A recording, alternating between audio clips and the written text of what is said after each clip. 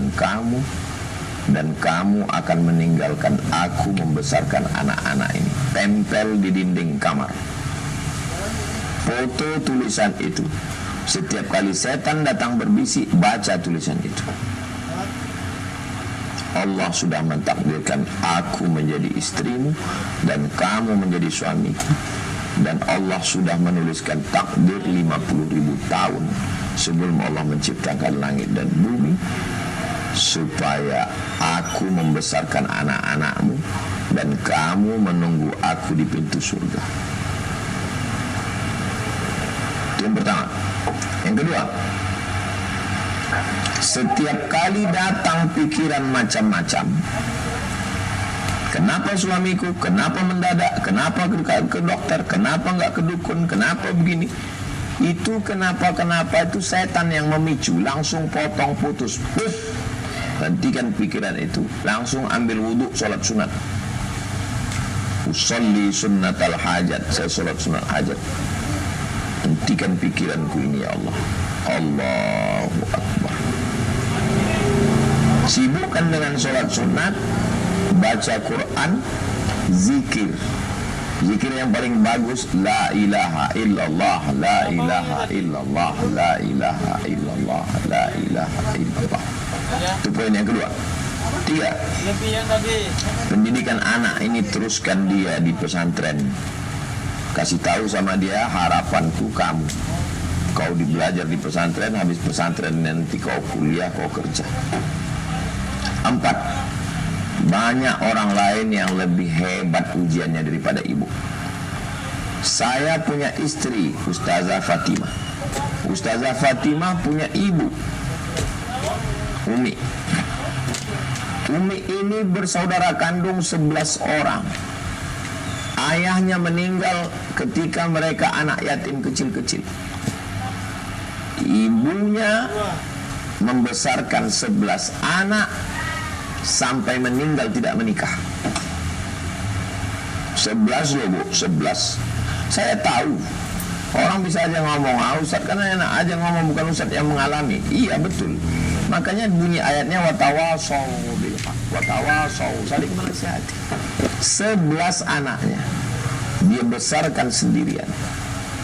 Salah satu anak itu mertua saya punya anak solehah, baik-baik, dijaganya dengan baik. Waktu Nabi masuk ke dalam surga, Nabi melihat, menoleh ke belakang, Nabi lihat ada perempuan. Siapa kamu? Aku adalah perempuan yang membesarkan anak yatim. Ibu termasuk perempuan yang dilihat Nabi ke belakang, karena ibu membesarkan anak yatim. Ibu besarkan anak-anak ibu. Kalau datang laki-laki mau menikahi ibu, banyak laki-laki tak baik zaman sekarang. Kalau bahasa kampung kami, laki-laki kalau hanya cuman buat semak-semak selimut, semak-semak kelambu, bagus ibu urus saja pekerjaan ibu, ibu besarkan anak ibu. Sakinah wa mawaddah warahmah nggak dapat, anak kacau balau. Ibu besarkan, ibu fokus aja besarkan anak ibu. Insya Allah ibu bahagia nanti dengan anak-anak ibu di masa akan datang. Demikian, wallahu a'lam bishawab.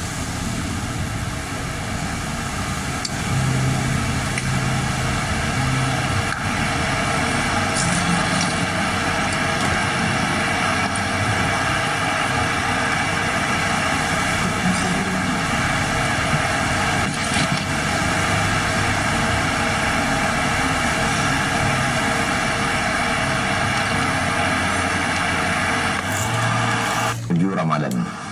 Apa saja yang perlu kita siapkan? Saya ringkas menjadi 7 poin. Yang pertama yang perlu kita siapkan adalah ya ayyuhalladzina amanu tubu ilallahi taubatan nasuha. Taubat nasuha. Cara taubat nasuha, mandi taubat. Saya mandi taubat karena Allah Ta'ala. Setelah bersih, sholat sunat taubat. Bagi yang pakai usolli sunat taubat. Bagi yang tidak pakai usolli, dalam hati saja Allahu Akbar. Ayat niatnya bebas. Dalilnya, ma min muslimin yuznibu dzamban, kalau ada orang khilaf berdosa, summa yatatahhar, kemudian dia mandi bersuci atau berwudu atau bertayamum, summa yusalli rak'ataini, kemudian dia salat sunat 2 rakaat, summa yastaghfirullah, setelah itu dia beristighfar minta ampun kepada Allah, illa ghafarallahu lah, maka diampunkan Allah segala dosa-dosanya. Jadi tidak mungkin kita masuk ke dalam bulan yang suci dengan badan dan hati yang kotor. Maka dibersihkan semua dengan mandi taubat, sholat sunat taubat, dan beristighfar. Rukun taubat itu 3. Yang pertama, an-nadamu fil qalbi, menyesal dalam hati. Yang kedua, al-iqraru bil lisani, dinyatakan dengan lisan. Astaghfirullahaladzim alladzi la ilaha illa huwal hayyul qayyum wa atubu ilaih. Lebih bagus lagi sayyidul istighfar, Allahumma anta rabbi la ilaha illa anta khalaqtani wa ana 'abduka wa ana 'ala ahdika wa wa'dika mastata'tu a'udzubika min syarri ma sana'tu abu laka bi ni'matika 'alayya wa abu bi dhanbi faghfir li fa innahu la yaghfiru dhunuba illa anta. Setelah itu ghafarallahu lah, diampunkan Allah dosa-dosanya. Nah, taubat ini amat sangat penting. Taba yatubu taubat, artinya kembali ke jalan Allah. Wa anna hadza sirati mustaqimah, jalan Allah ini lurus. Tapi waktu melewati jalan yang lurus ini ada yang belok, ada yang, maka balik kembali ke jalan Allah, itu artinya taubat. Taba yatubu artinya raja'a yarji'un, rujuk kembali ke jalan Allah Subhanahu wa ta'ala. Yang mabuk, yang narkoba, yang zina, yang minum khamar, yang sabu-sabu, yang berbagai macam dosa kita. Siapa yang tidak berdosa, maka kita bersihkan sebersih-bersihnya sesuai dengan kemampuan kita. La yukallifullahu nafsan illa wus'aha, Allah tidak membebani kita lebih dari kemampuan kita. Ini yang pertama, taubat. Yang kedua, ada yang tidak bisa dibayar dengan taubat. Nah, ini yang kedua. Apa itu? Yaitu yang terkait dengan manusia. Jadi kalau kepada manusia, ya kita silaturahim, datang, ngobrol, ngopi, minum. Nah, itu untuk, karena menangis pun kita di pintu Ka'bah terkait dengan masalah dosa kepada manusia. Kalau kepada Allah Subhanahu wa ta'ala dengan sholat sunat taubat. Tapi kalau kepada manusia ini, maka kita dengan cara minta ampun, minta maaf. Nggak bisa minta maaf melalui lisan, berat, ya minta melalui WhatsApp. Makanya kalau ada itu dapat WhatsApp, selamat memasuki bulan Rajab, selamat memasuki bulan Syaban, mohon maaf lahir dan batin. Itu sebenarnya salah satu cara teknis untuk minta maaf. Ya, masalah orang memaafkan tidak memaafkan itu urusan dia. Yang penting kita minta maaf. Saya mengucapkan selamat memasuki bulan Syaban, memasuki bulan Rajab. Kalau ada silap salah saya mohon maaf kepada semua jamaah. Kata jamaah, saya nggak mau maafin Ustaz. Ya bukan urusan saya. Tapi enggak juga kita omongin begitu. Saya minta maaf, kalian mau maafkan atau enggak itu bukan urusan saya, enggak gitu. Jadi kita minta maaf kepada manusia. Karena maaf kepada manusia ini tidak bisa diwakilkan dengan taubat nasuha. Lalu kemudian yang ketiga, membayar hutang. Jadi hutang-hutang kita kepada Allah itu nggak bisa selesai dengan taubat. Ini yang ketiga. Hutang apa itu? Hutang puasa. Hutang puasa kita yang Ramadan tahun lalu ada tinggal 7 hari. Kemudian tinggal 7 hari itu belum diganti sampai sekarang. Nah, inilah kesempatannya di bulan Rajab ini. Man mata, siapa yang mati, wa alaihi siyamun, punya utang puasa, soma anhu waliyuhu, maka ahli warisnya wajib menggantikan puasanya. Nah, jadi jangan sangka kalau sudah mandi taubat, sholat sunat taubat, istighfar, utang lunas. Nah, jadi tolong yang sekarang ini, itu yang kedua tadi apa Pak Ustadz? Yang kedua tadi adalah minta maaf. Yang pertama taubat, yang kedua minta maaf sama manusia, yang ketiga bayar utang. Siapa yang puasa hari Senin di bulan Rajab, mengqadha bayar utang, maka dapat 3. Qadhanya lunas, dapat puasa sunat Rajab, dapat puasa Senin. Tapi niatnya qadha saja. Saya niat puasa qadha lillahi ta'ala. Nah, ini kenapa saya sebut tadi 7 ya, karena saudari-saudari kita perempuan mungkin tinggal puasanya. Adapun bagi laki-laki bisa jadi lebih banyak daripada perempuan. Ya, karena mereka musafir, lalu nggak puasa karena sakit, nggak puasa karena banyak alasan. Maka diganti, bayar utang puasa di bulan Rajab ini. Bulan Sya'ban juga nanti bagus. Yang keempat, apa persiapan kita? Ibadah kita ini dengan ilmu. Jadi kalau kita tidak tahu mana rukun, mana syarat, mana wajib, mana sunat, apa yang membatalkan, apa yang memakruhkan, apakah gosok gigi itu membatalkan puasa atau tidak, apakah kumur-kumur, apakah suntik. Maka yang keempat adalah ilmu tentang puasa. Beli buku Fikih Islam Sulaiman Rasyid. Fikih Islam Sulaiman Rasyid ini itu buku fikih yang paling simpel, sederhana, berbahasa Indonesia, ditulis oleh orang Indonesia, alumni Al-Azhar Kairo Mesir. Ada bab tohara bersuci, ada bab sholat, ada bab puasa, supaya tahu apa itu puasa. Jangan cari di internet. Cari di internet ini nggak tahu, tiba-tiba masuk ke web Syiah, masuk ke web liberal, masuk nggak tahu kita siapa penulisnya. Karena Google itu menyajikan apa yang kita mau. Google itu apa yang kita mau dia kasih.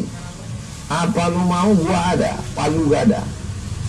Maka nggak bisa kita ngaji sama Google. Sekedar mencarikan informasi bisa, tapi untuk menyaring itu manusia. Nah, maka saya sarankan belajar fikih puasa. Tapi nanti setelah tahu dari Buya Yahya, Kiai Haji Idrus Ramli, Gus Baha, Ustadz Sarwad, fikih puasa, silakan, selama ustadznya itu adalah Ahlus Sunnah wal Jamaah, bukan Syiah, bukan Khawarij, bukan liberal, bukan sekuler, bukan ateis, bukan agnostik. Nah, maka silakan belajar fikih puasa. Tapi kalau bisa punya buku, supaya ketika kita terbentur kita bisa buka lagi. Simpel bukunya itu kan, nggak ada urusan sama saya. Saya bukan resellernya, saya bukan penjual bukunya. Ini yang keempat. Yang kelima, apa yang perlu kita lakukan menjelang bulan puasa ini? Yang perlu kita lakukan menjelang bulan puasa ini adalah menghitung zakat. Saya bayar zakat menjelang atau di dalam Ramadan. Alasan saya 3. Yang pertama, mudah ngingatnya. Ingat Ramadan, ingat zakat. Karena kalau pakai Januari, Februari, Maret, April, nggak sesuai hitungannya. Yang kedua, di bulan Ramadan itu banyak saudara kita perlu makan, tapi dia nggak bisa kerja. Maka kalau kita bayar zakat itu nolong dia. Kalau kita kasih aja 1 juta, itu dia udah bisa beli beras, beli minyak, beli gula, beli ikan asin. Paling nggak dia bisa sahur. Syukur-syukur puasa dapat takjil. Dan yang ketiga, dapat barokah Ramadan. Nah, itu jadi saya sarankan kepada bapak ibu, abang kakak adik jamaah supaya bayar zakatnya di menjelang Ramadan atau sebelum Ramadan atau di dalam Ramadan. Coba hitung-hitung zakatnya sekarang. Yang punya tabungan seberat 85 gram emas, 1 gramnya 1 juta, kali 85 gram 85 juta, tambah uang itu, uang ini 100 juta, keluarkan zakatnya 2,5 juta. Uang saya 1 miliar Pak Ustadz, 25 juta. Uang saya 10 miliar Pak Ustadz, 25 juta kali 10, 250 juta. Itu sangat bermanfaat buat umat. Mereka ini bukan untuk kaya. Ada yang konsumtif, nenek-nenek, kakek-kakek sudah tua sebatang kara, nggak ada anak istri, nggak bisa kerja, hanya untuk makan. Berapalah makan mereka? Belikan beras, belikan minyak, telur ayam, sarden, serahkan. Di Ramadan gula, kopi, teh, itu sudah tenang sekali mereka beribadah kepada Allah Subhanahu wa ta'ala. Poin yang keenam, siapkan budget Ramadan lebih dari budget luar Ramadan. Loh, ini Ramadan kan makannya dikit. Biasa makan pagi, makan siang, makan malam. Ini makan siang nggak ada. Kok malah budgetnya lebih? Tujuan nambah budget Ramadan, wahai bapak-bapak kepala rumah tangga, supaya istrinya nanti sore masak kolaknya. Di rumah berapa orang? 5. Bapak, ibu, anak 3. Buat 10. Yang kita makan tetap 5. Yang 5 lagi antar ke masjid, fakir miskin, anak yatim, tetangga, kawan, sahabat. Nah, ini kita bisa berbagi begitu. Ini amat sangat baik sekali. Man fattara sha'iman, siapa yang bagi buka puasa kepada orang yang puasa. Kita ada takjil on the road, sahur on the road. Ini sebenarnya motivasi, sosialisasi, bagus dilanjutkan. Nah, ini berbagi ke jiran, ke tetangga, ke masjid, ke surau, ke langgar musola. Nah, makanya budgetnya kita tingkatkan. Kita nggak usah makan banyak-banyak, karena yang namanya puasa ini bukan menahan selera lalu dibalaskan saat berbuka, bukan begitu. Tapi ini adalah untuk kita semua, supaya nanti pas saat kita berbuka, kalau makanan itu enak di tenggorokan kita, ya enak juga di tenggorokan saudara kita. Itulah makna bersaudara, itulah makna ukhuwah, itulah makna persaudaraan. Yang ke-7, yang terakhir, apa yang bisa kita lakukan? Latihan dari sekarang. Latihan puasa itu tadi yang kodok itu. Latihan bangun malam. Karena kalau ujuk-ujuk tiba-tiba malam pertama itu berat. Dari sekarang coba setel 1 jam sebelum subuh. Kalau di Riau, kami di Sumatera ini subuhnya jam 5. Nah, coba setel bangun jam 4. Alah, bisa karena biasa.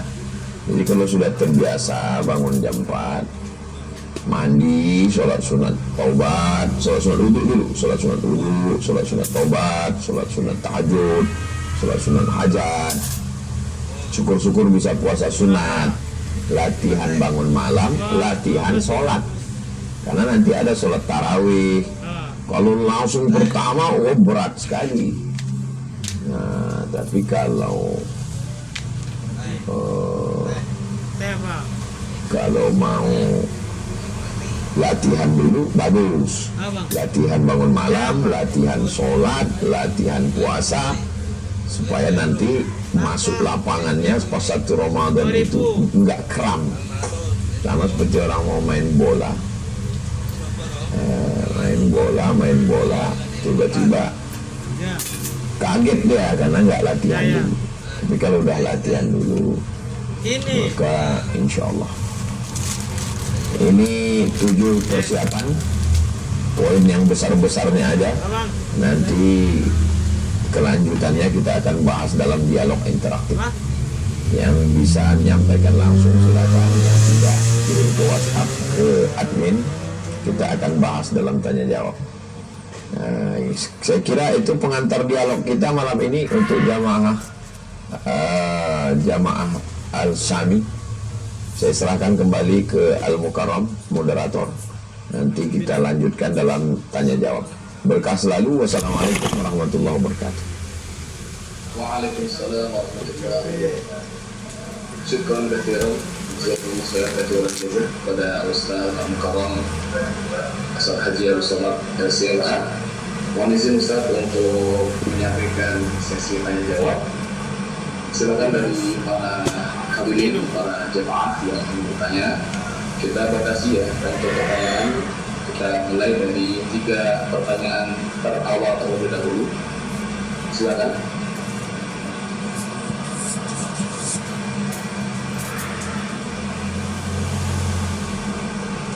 Baik Ustaz, mohon izin pertanyaan pertama. Langsung kita sampaikan. Yang pertama adalah dari saudari Ibu. Ustaz, izin bertanya tentang taubat. Saya sudah menyesal, sudah salah taubat, sudah minta maaf ke orang yang pernah salah ke orang tersebut. Tapi sepertinya orang tersebut belum memaafkan saya. Apakah sebelum masuk Ramadan saya perlu minta maaf kembali? Kita kan ada SMS yang bisa kita kirim berantai ke grup-grup. Kirim aja tuh. Selamat masuk bulan Rajab, selamat masuk bulan Sya'ban, mohon maaf lahir batin. Selamat masuk bulan Ramadan, maaf lahir batin. Selamat masuk bulan Syawal. Masalah dia mau balas, mau enggak, mau maaf atau enggak, kita nggak usah pikirin perbuatan orang. Yang kita pikirkan itu perbuatan kita. Karena yang kita diminta tanggung jawab nanti itu perbuatan kita. Kalau perbuatan orang itu bukan urusan kita. Nah, jadi gitu caranya. Simple insya Allah. Jadi dengan adanya alat-alat komunikasi zaman sekarang ini mempermudah. Kalau ada terkait utang piutang ya bayar. Ada barang. Kita kan punya orang ketiga, orang kedua, kawan-kawan. Coba tanyakan sama si Anu. Kok dia berat kali, apa masalahnya? Oh, masalahnya duitnya belum kau pulangkan. Ya balikkan duitnya. Masalahnya dulu laptopnya rusak, ya ganti. Nah, jadi jangan sampai hidup kita ini ada sangkutan-sangkutannya, susah kita. Itu tentang teknis, minta maaf. Wallahu a'lam bishawab. Baik, alhamdulillah. Terima kasih Ustaz atas jawabannya. Semoga bisa menjadi pencerahan buat kita semua dan semoga kita bisa. Barakallah. Kedua, dari saudara Anna Riza. Assalamualaikum Ustaz, izin bertanya, bolehkah zakat diberikan berupa sembako atau pengeluaran? Syukur Ustaz. Kalau Bapak punya sawah, maka zakat Bapak dalam bentuk padi atau dalam bentuk gabah, dalam bentuk beras, dalam bentuk padi. Tapi kalau zakat emas, zakat pekerjaan itu diberikan dalam bentuk uang, jangan dikasih dalam bentuk sembako. Tapi ada beberapa orang kita khawatirkan kalau kita kasih uang nanti dia beli sabu, kita kasih uang nanti dia main judi, dia beli paket, dia main slot. Kita belikan beras, minyak, tapi memang betul-betul kita lihat orang ini. Jadi jangan generalisir. Ini hukum aslinya kita kasih uang karena yang punya uang lebih tahu kemana. Jangan sampai dia orang baik kita kasih beras, sementara beras dia sudah banyak. Akhirnya beras yang kita kasih dia jual lagi dengan setengah harga, rugi dia 2 kali. Itu. Jadi jangan generalisir. Tapi ada beberapa person pengecualian yang boleh kita atur supaya dia jangan pakai uang itu untuk yang tidak pada tempatnya. Demikian, wallahu a'lam bishawab. Alhamdulillah, syukuran kembali Ustaz Abdul Somad atas jawabannya. Afwan. Kita lanjut, jadi sedikit pengumuman untuk para jamaah sekalian. Untuk pertanyaan kita batasi sampai pukul 7 lewat 50 waktu Indonesia bagian Barat. Karena memang waktu pertama banyak, kemudian ada pertanyaan yang belum kita jawab. Insya Allah kita akan set dulu dan akan kita jawab di kemudian hari. Baik, pertanyaan selanjutnya Ustaz, mohon izin. Selanjutnya adalah Ustaz, kalau sudah puasa di awal bulan Rajab, kemudian puasa di akhir Rajab, apakah masih bisa Ustaz? Setelah Puasa di bulan Rajab itu tidak ada mesti di awal, di tengah, di ujung, nggak ada. Puasa bulan Rajab itu dalilnya umum. Dalil pertama, inna iddatash syuhuri indallahi 12 syahran fi kitabillah yauma khalaqas samawati wal ard minha arba'atun hurum. Ada 4 bulan yang mulia, umum.